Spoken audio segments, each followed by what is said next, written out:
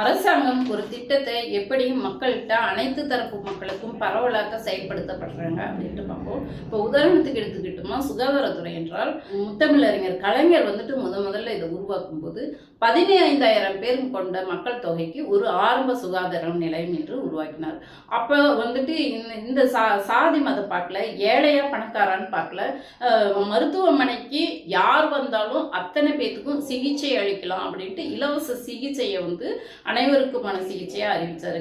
அதன் தொடர்ச்சியாக அதனுடைய நீட்சியாக இன்றைய நம்மளுடைய திராவிட மாடல் முதல்வர் அவர்கள் அப்போ மருத்துவமனைக்கு பார்த்தாங்க. இப்போ இல்லம் தேடி மருத்துவம் என்று அந்த திட்டத்தை நீட்சி அடைய செய்து இந்த ஒவ்வொரு வீடாக சென்று அதுல யாருக்கு என்ன நோய் இருக்கு அடையாளம் கண்டுபிடிச்சு அதுல இல்லம் தேடி மருத்துவத்துல யாருக்கு சிகிச்சை அளிக்கப்படுகிறதுனா தொற்றா நோய் என்று சொல்லக்கூடிய உயர் ரத்த அழுத்தத்துல பயனடைந்தவர்களுடைய எண்ணிக்கை 1,0363 பேர்.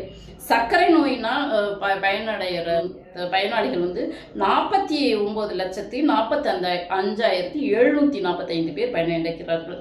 உயர் ரத்த அழுத்தம் மற்றும் சர்க்கரை நோயால் பயன்பெறுபவர்கள் 44,28,972 பேர் பயனடைகிறாங்க. மற்றும் நோய் ஆதரவு சிகிச்சை அப்படின்னாக்க பேலியோ தெரப்பி அப்படி அந்த சிகிச்சையினால பயனடைகிறவங்க 5,40,822 பேர் பயனடைகிறாங்க.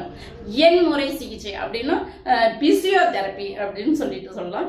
7,25,042 பேர் இந்த சிகிச்சையில பயனடைகிறாங்க.